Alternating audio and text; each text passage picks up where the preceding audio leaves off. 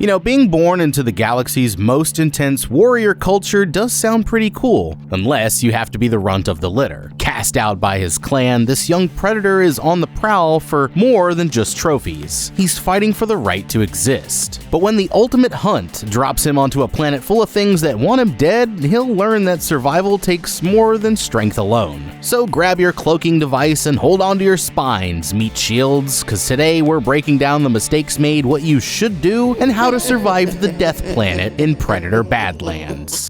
The Yautja are a race of spacefaring game hunters whose entire way of life revolves around bagging the biggest and baddest prey in the galaxy. But before they can terrorize jungle commandos or LA's finest, they have to prove themselves by completing their first hunt, cementing their place among their clan, and earning the trademark cloaking device that strikes fear in the hearts of their victims. A young Yautja named Dek is preparing for his first hunt by sparring with his brother Kwai in the caves of their homeworld. Dek has a chip on his shoulder due to his small stature and fights like he's got something to prove. Though his brother encourages him to take a more tactical approach, Dek's inferiority complex gets the best of him. Kwai eventually gets the upper hand, sending his overeager brother tumbling into the depths of the cave, and when Dek finally claws his way back up the cliffside, Kwai tells him that he still has much to learn before he can call himself a full member of the clan. Well, alright, I guess even the Predator can suffer from a Napoleon complex. Now, Dek may be a tad on the short side, but what he lacks in size, he makes up for in sheer ferocity. Still, it seems that Kwai was in no real danger of losing his sparring match at any point. So what can a small king do to even the odds and take on a bigger opponent? For starters, Dek should try listening to his brother. I mean, Kwai already has his cloaking device, so it's clear he's the more experienced fighter. From the start, he warns Dek that attacking head-on is not a winning strategy. Instead, he should turn his weakness into an advantage by focusing on quickness and evasion. If he can dodge Kwai's attacks for long enough, he might be able to tire him out enough to land one of his own. Kwai also tells him to use his surroundings to his advantage. I mean, this cave is full of spiky rock formations that seem to break fairly easily. Instead of going full-on swashbuckler mode, Dek should try one of his many advanced weapons to sow chaos in the cave. Target a few stalactites on the ceiling and send them crashing down towards his bro while he's distracted. Duck behind another formation to gain a stealthy advantage. A little hide and seek could be all it takes to get the drop on his sibling and bring himself one step closer to proving his worth. Of course, some lessons have to be learned the hard way. If Dek is going to earn a place in the clan and the cloaking device that comes with it, he'll have to first put aside his ego, and unfortunately, the real test might be coming a lot sooner than he thinks. Later, on Kwai's ship, Dek finds a childhood toy which Dek recalls chipping a fang on as a child. Having just finished some repairs on his brother's shoulder-mounted plasma cannon, Kwai returns the weapon to Dek and calls him into the ship's cockpit. Now here they cycle through the holographic images showing the locations of all the potential prey Dek can choose for his first hunt. Once he's made his selection, the rules are pretty simple. Return with the trophy and he'll become a full member of his clan. Fail and he'll be exiled for life. Scrolling through the options, Dek settles on an image of Jenna, the Death Planet, which is home to the unkillable Kalisk, a beast so powerful that even their father is afraid to face it. Kwai urges him to reconsider, but Dek's mind is made up. Their father calls him the weakest member of the family, so he must kill the strongest prey to prove himself. Before Kwai can protest any further, proximity alarms begin to sound. The visitor is Dek and Kwai's father, and he looks pissed. He immediately starts grilling Kwai about why Dek is still alive. Kwai had been tasked with eliminating his smaller, weaker sibling, but didn't have the heart to go through with it. He argues that Dek deserves the chance to prove himself with a hunt, but Dad ain't hearing it, and traps his smaller son in a high-tech restraint. At his father's command, Kwai approaches Dek with his sword drawn to finish the job, but at the last minute he cuts his brother free from the device, and triggers the plasma cannon on his shoulder to propel him back inside the ship. Infuriated by his son's insolence, their father attacks Kwai, who uses his remote gauntlet to seal Dek inside the ship. Dek can only watch in horror as his sibling is slowly worn down by the fearsome leader of the clan, and by the time his father activates his cloaking device, the fight is over. With his dying breaths, Kwai triggers the ship's automatic pilot to send his brother to the death planet Jenna, where his trophy awaits. Okay, it looks like father-son bonding in Yautja culture is less camping and fishing with pops than outright death sport. Knowing what was at stake, there was plenty Kwai could have done to avoid his fate and set up his brother for success in his hunt. So where did it all go wrong? Kwai knows he's expected to finish off his little bro for the good of the clan. Considering he failed to complete his mission, he can be certain his father isn't just dropping in for a friendly chat. This is especially clear when their dad shows up in full battle mode with his biomask on. So from the moment the proximity alarm sounded on the bridge of his ship, Kwai should have responded in kind. Suit up and go rack for rack with the old man. Don't step out of the safety of the ship without your own mask and whatever weapons you'll need for a life or death confrontation. Next, there's Kwai's urge to protect his weaker sibling. It's this impulse that has gotten him in trouble in the first place, but it's also a major factor in him losing the battle and his head. Deck might not be the biggest or the strongest, but in a fight for your life, two is always better than one. And instead of locking him aboard the ship, Kwai should have let his little brother get in on the action. After all, their dad has already shown a willingness to kill both of them on account of their supposed weakness. So maybe if he's too weak to deal with a couple of weaklings, he doesn't deserve to lead the clan in the first place. Until the end, Kwai pays the ultimate price for showing his brother mercy, and now Deck will have to prove his sacrifice was worth it by completing the hunt or face permanent exile. The jolt from the ship's thrusters sends Deck flying into the wall, knocking him unconscious, and when he wakes, the vessel has already entered Jenna's orbit and is being bombarded by debris from the planet's rings. Deck launches an escape pod as the ship enters the atmosphere, and moments later he's accosted by a large flying predator, which sends the pod spinning wildly toward the ground. Deck is shaken up from his crash landing, but he's arrived on the planet's surface in one piece. He takes inventory of his weapons before setting off on the hunt for the unkillable Kalisk. Looks like Deck is fully locked and loaded and ready for the hunt until a carnivorous jungle vine takes him by surprise. Right off the rip, this intelligent plant disarms him of the spear, and he soon loses his grip on the bow. With the vines closing in from all directions, Deck spots a clearing in the dense vegetation and makes a break for it, to the safety of a nearby rock formation. And from here, he takes in a stunning view of the hunting grounds that will serve as the venue for his trial.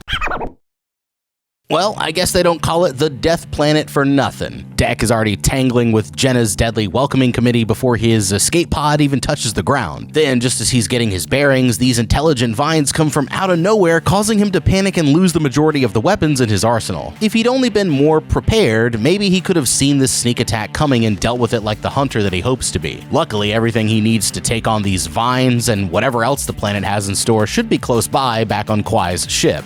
Instead of taking the time to inventory the small selection of weapons that he came with, he should be making a beeline back in the direction of the main crash site. His escape pod only disengaged after the ship had already entered the planet's atmosphere, so it couldn't be far from his present location. If he could locate the wreckage, he would have access to Kwai's impressive stockpile of weaponry, including his biomask. More than any other piece of gear, this high-tech scanning device would give him the edge he needs to assess the planet's threats and see danger before it sees him. Without it, he's walking pretty blind into a habitat where even the most innocent-looking plants or wildlife can hide deadly surprises. Fully equipped for the task at hand, he would likely be alert to the threat posed by the vines before they got the jump on him. Then it's a simple matter of tossing a grenade into their waiting jaws to neutralize the entire network of vines before they can do any harm. From here, he'd be free to continue his hunt for the Kalisk with his full complement of weapons at his disposal. Unfortunately, though, it looks like Deck forgot about the Scout's motto, always be prepared. Now he's heading off into the unknown with little more than his sword and his wits to fend off whatever else the Death Planet has in store. Following his encounter with the vines, Deck pauses in a stream to clean his wounds. As he's washing up, he stops to examine a strange bug which starts to swell and emit an ominous orange glow when he picks it up. Deck tosses the bug at the last minute before it explodes in a puff of flames, and it seems even the smallest creatures on this planet can be deadly. Back on track in his hunt for the Kalisk, Deck stalks through tall grass until he comes upon another species of intimidating local plant life. But just as he's pondering how to get past this latest nuisance, a strange voice calls out to him from somewhere nearby, addressing him in his native tongue. It's some kind of android, and it appears to be trapped in a giant bird's nest. The nest's owner returns and drops a giant boulder in Deck's vicinity. Its goal is to trigger the spiked plants which release a paralyzing toxin.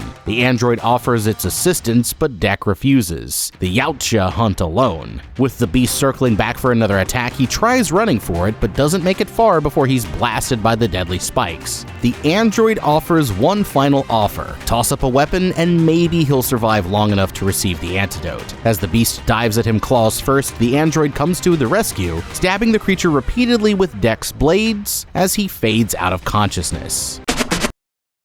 Damn. Between the venomous plants, the bossy android, and the rock-throwing birds, Jenna is giving Dek everything he can handle as he continues to hunt for the legendary Kalisk. As usual, he plows straight into danger and ends up biting off more than he can chew, and if that helpful synth hadn't been around to help, then he would have for sure been bird food. So what else should Dek do to stay off the menu and keep his eye on the prize? Sometimes you have to go back to go forward. In this case, that means not sprinting full speed into a field of exploding poisonous flowers.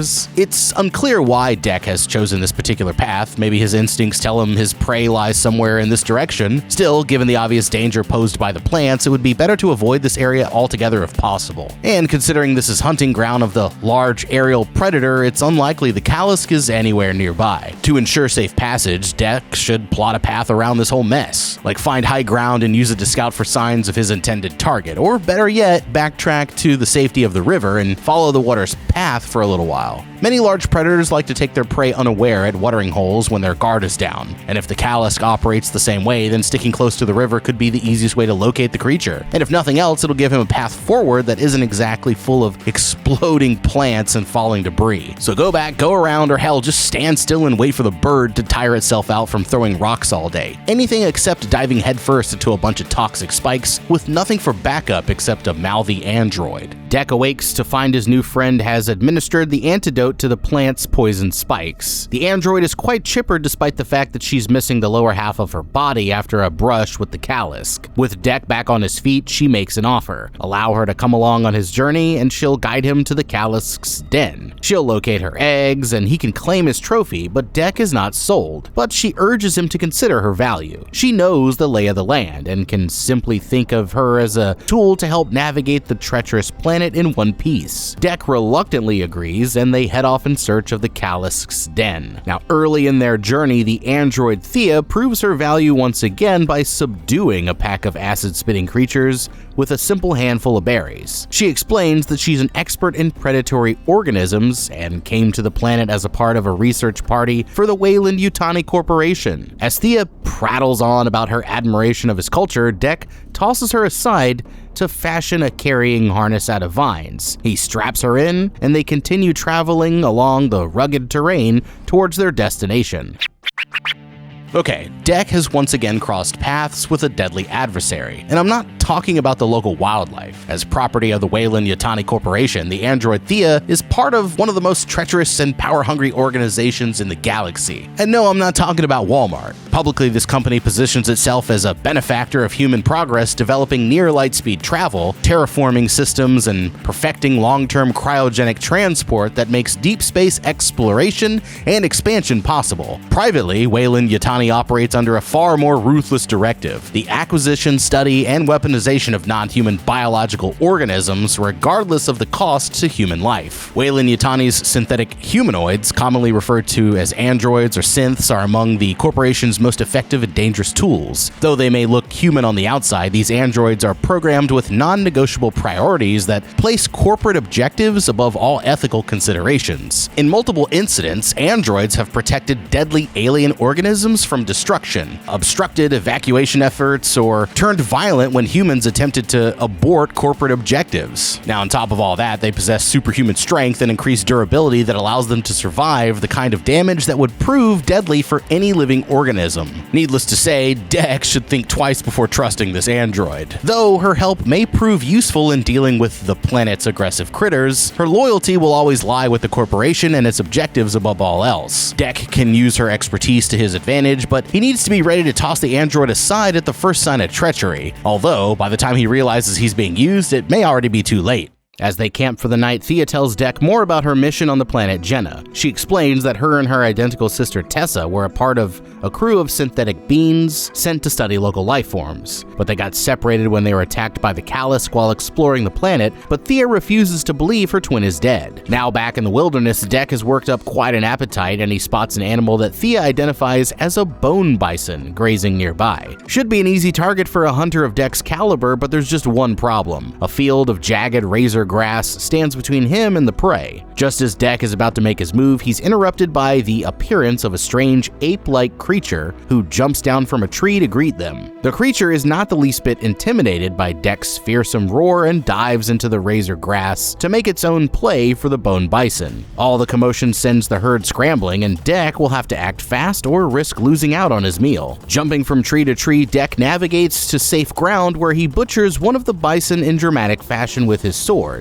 But the victory is short-lived, as he and Thea are ensnared by a tentacle and drawn into the mouth of a hungry monster lurking above. Just as they're about to be eaten, the ape-like creature intervenes, chipping the monster's teeth with its hard shell. The three fall to the ground and the bug chases them back to the field of razor grass, where Deck slays it once and for all. Okay, so once again, Deck's headstrong nature lands him in hot water, and he has to depend on outside help to bail him out. Cool. In the end, he proves himself a capable hunter by doing his best Tarzan impression before carving up the bone bison, but that doesn't stop him from almost landing in the waiting jaws of a hungry predator. As usual, Deck would do better to take a wait-and-see approach instead of rushing blindly into unknown dangers, starting with the appearance of his new friend. Deck sees this creature as competition for the bone bison, but in reality, it's providing a valuable learning opportunity. Like, it might look goofy, but it seems to have a plan. A chance to observe a local predator in action could yield valuable insights when it comes to face the Kalisk. And if nothing else, he could let the creature do his dirty work and swoop in after it downs the bone bison for him, if his Yautja pride will allow him to stand on the sidelines, that is. Whoever or whatever this little guy is, it's cleverly evolved to survive the planet's harsh conditions. Its rock-hard outer skin allows it to move through the razor grass unharmed, and it even holds its own in hand-to-hand combat with Deck. Instead of viewing it as competition, Deck should consider a team-up. On the Death Planet, you have to take any edge you can get.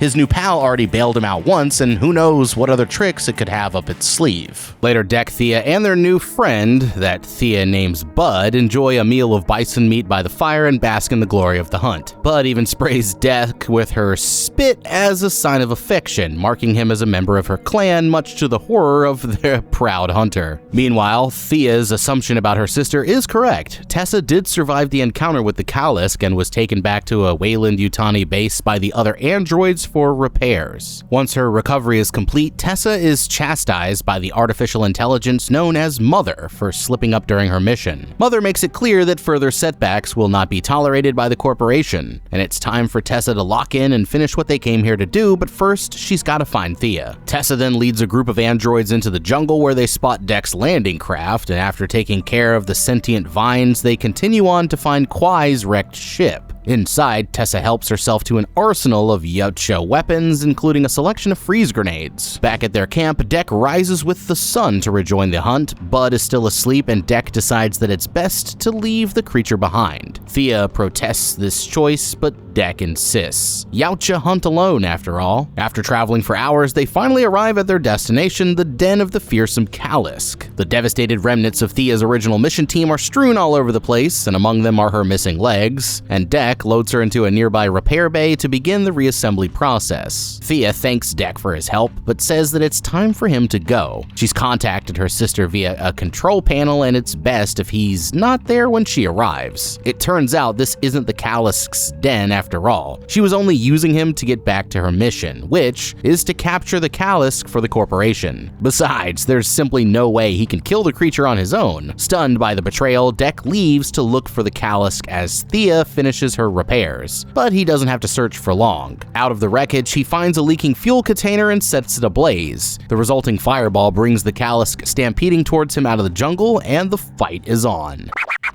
Alright, Dek really should have seen this coming. He thought he could use Thea as a tool in his hunt, but in the end, he's the one who ended up being used. And though the android does eventually lead him to the Kalisk, her betrayal leaves him emotionally off balance and underprepared for the fight ahead. I guess even mighty Yautja warriors can have their feelings hurt. Now, if Dek wants to bring this thing down for good, he needs to take some time to clear his head. Like, first off, he's not really well equipped here. Instead of blowing the fuel tank to lure the beast in right away, he should take some time to scour the wreckage of the synth's camp for any weapons that they may have left behind. These things are hyper-advanced artificial beings engaged in clandestine off-world research. I mean, who knows what kind of toys they could have lying around. Even a discarded rifle could be a valuable tool in his fight. Next, there's the matter of resource management. Considering the Kalisk emerges after the first loud bang it hears, it's obviously hanging out nearby. So with this in mind, Dek would be wise to save the fuel tank for later use. If he can find some other way to get the creature's attention, the highly volatile fuel could make for a powerful weapon in its own right. Maybe some gunfire from a discarded rifle would be enough to lure the beast in. Then it's just a matter of putting the fuel tank between himself and the Kalisk and hitting a well-timed shot. If everything lines up, then his hunt would be light work. But will an impromptu barbecue be enough to slay this supposedly unkillable monster?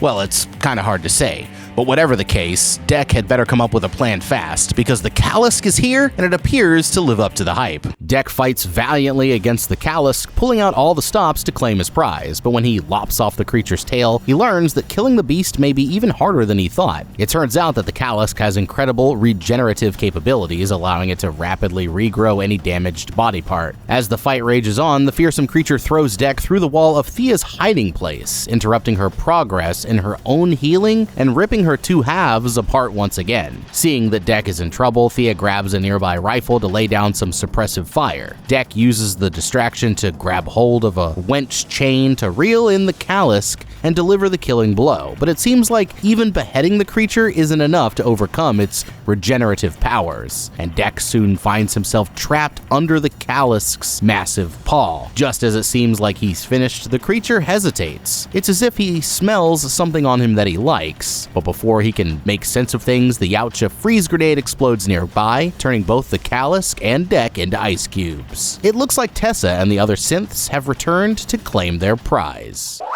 Okay, so Dek's failure to raid his brother's wrecked ship for weapons has come back to bite him. Not only has he lost his chance to claim his trophy, but now he's frozen solid at the mercy of Thea's evil twin. If nothing else, he's learned a valuable lesson. Every weapon you leave on the table is one that can be used against you later. Still, even without access to the freeze grenades and other goodies from Kwai's ship, there's plenty Dek could have done to avoid ending up as a popsicle.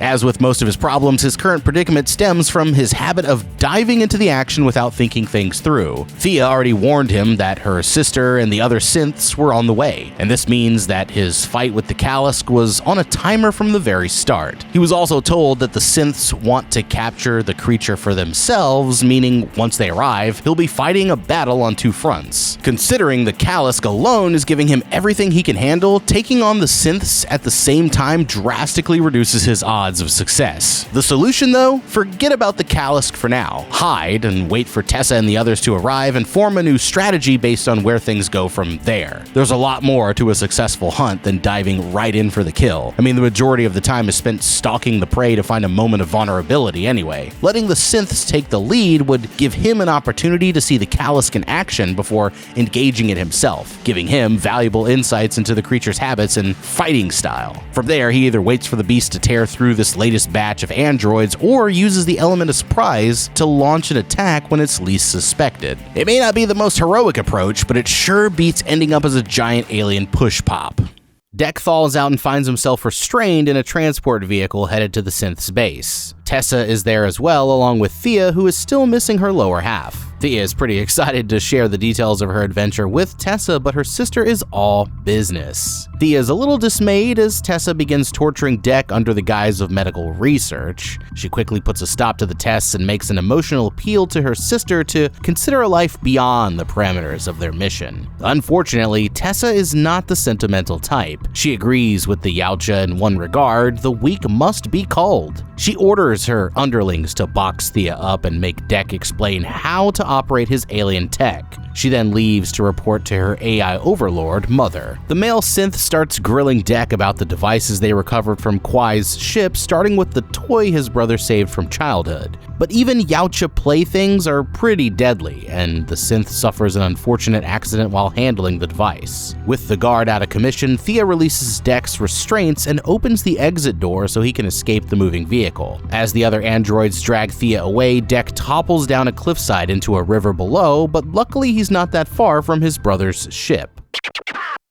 Okay, that was a pretty close call. Dek managed to escape by the skin of his fangs. It seems he's finally learned that retreat can sometimes be the best option, although this might have been one situation where it was better to let his aggressive nature shine through. While he was unconscious, the synths relieved him of a few remaining weapons that he had left. That means that when he jumps free of the transport, he's more naked than ever and more vulnerable to the planet's deadly surprises. Leaving the transport also means he'll have to fight his way back to the Kalisk all over again, only this time it's being transported at a high rate of speed in the opposite direction. It's only going to be a matter of time before Tessa has the creature transported off-world to please her corporate bosses, putting his hunt on ice for good. Given his options, it would be better to stay on the transport, deal with the synths, and finish the business with the Kalisk here and now, but to do that, he'll need a weapon. And considering how easy it was to get the guard to off himself with the toy, why not try and convince him to hand over the gauntlet as well? It looks harmless enough, but if Dek could get his hands on the shuriken inside, he could take out every synth on board the vehicle with ease. His superior combat skills give him a major advantage. Maybe Dek should have stuck around to fight for once. Hey, at least he's evolving. Now he'll have to see what he can scrounge up to finish this mission and put a stop to Tessa's plans before it's too late.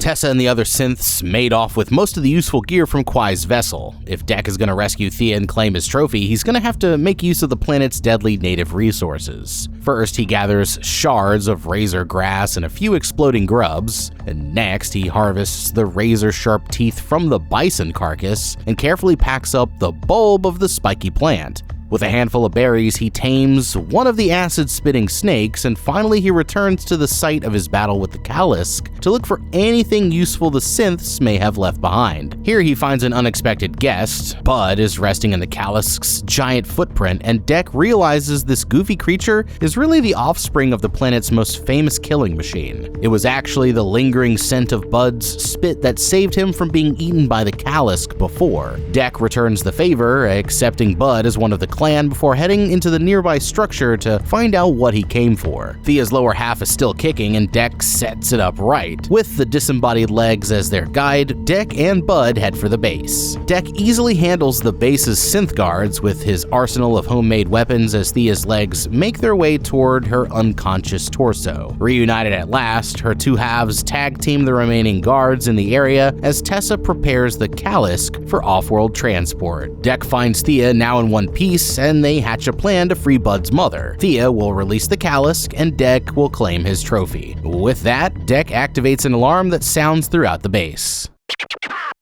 Alright, Dek's ingenuity is paying off. He's turned the planet's deadly nature from a threat into an asset, and he's tearing through synths like Kleenex at a snot party. With Bud and Thea backing him up, it looks like there's nothing standing between him and his prize. There is just one problem though, he can't exactly kill Bud's mom now, can he? The juvenile Kalisk already accepted him as one of its own, and it was this gesture that caused the full-grown version of the beast to show him mercy during their previous battle. At this point, taking the Kalisk as a trophy wouldn't just be unsporting, it would be betraying a friend, and that's if he could find a way to bypass the monster's incredible regenerative powers. On the other hand, he can't return home empty-handed. I mean, the stakes of this rite of passage are pretty clear. Come back with a trophy or don't come back at all. Plus, there's the matter of facing his father and avenging his brother's murder. So if killing the Kalisk is out and exile is not an option, what's a fledgling Yautja hunter to do? Well, he has already learned to use the planet's natural weaponry to his advantage. It's time to take that philosophy to its most extreme by harnessing the biggest gun of them all. Forget freeing the Kalisk for now, let the synths load it onto their ship, then sneak aboard and mop them up prior to launch.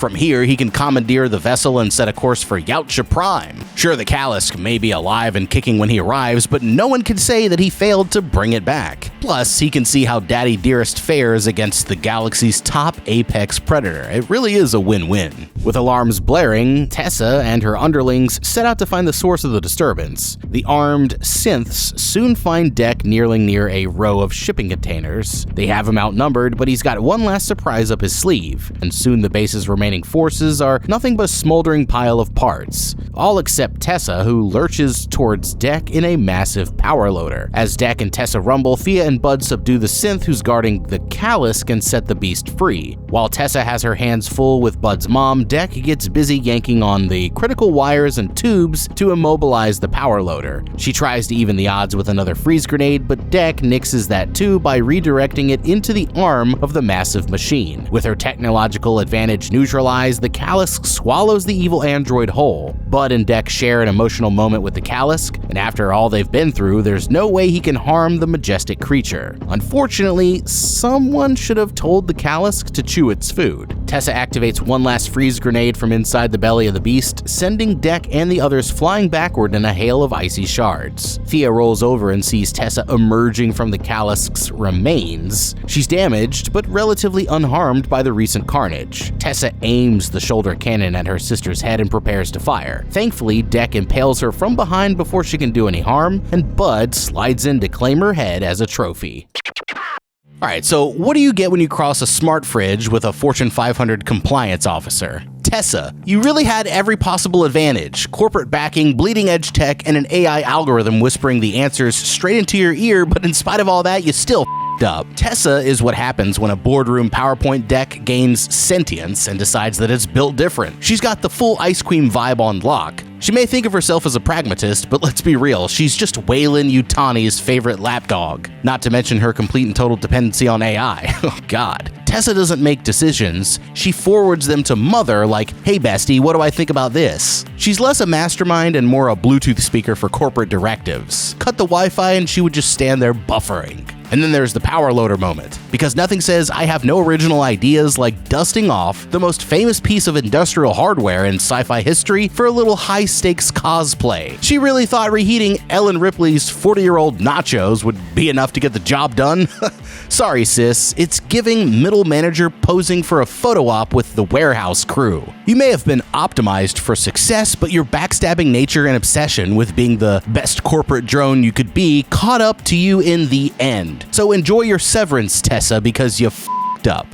With the Kalisk dead and the androids out of commission, there's really nothing left for Dek to do but confront his father and exact his revenge. He returns to his homeworld with Thea and Bud in tow to present his trophy and claim his place among the clan. Needless to say, Dad is not too impressed with Tessa's severed head and sends two of his goons in to deal with his son. Dek makes quick work of them and turns his attention to his father. The two exchange blows, and Dek's dad realizes his runt may be harder to put down than he thought. He activates his cloak, but Dek uses the ship's thrusters to kick up makeshift dust, rendering this device useless. And with nowhere to hide, Dek gets the better of his old man, severing his arm and trapping him in the same restraint he'd used against him before. He's finally proven himself. Dek tells him that he's no longer interested, and Bud devours the patriarch's head in a single bite. Dek may have failed in his first hunt, but with his new friends by his side, it looks like he's found his clan after all. But as he stands triumphant in his victory, a new problem appears on the horizon. It's a ship,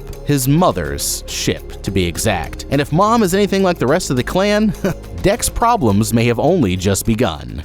Who doesn't love the Predator films? God, they're so badass. I was actually really glad when this movie came out and it lived up to the hype. Can't wait to see what they do next. You guys gotta excuse me a little bit on this one because I'm sick. But yeah, man, if you guys would have done anything differently on today's video, let me know down in the comments below what that would have been. Leave a like and subscribe and check out the How to Beat playlist for more videos just like this one. I'm the guy. We'll see you in the next video and have a damn good day.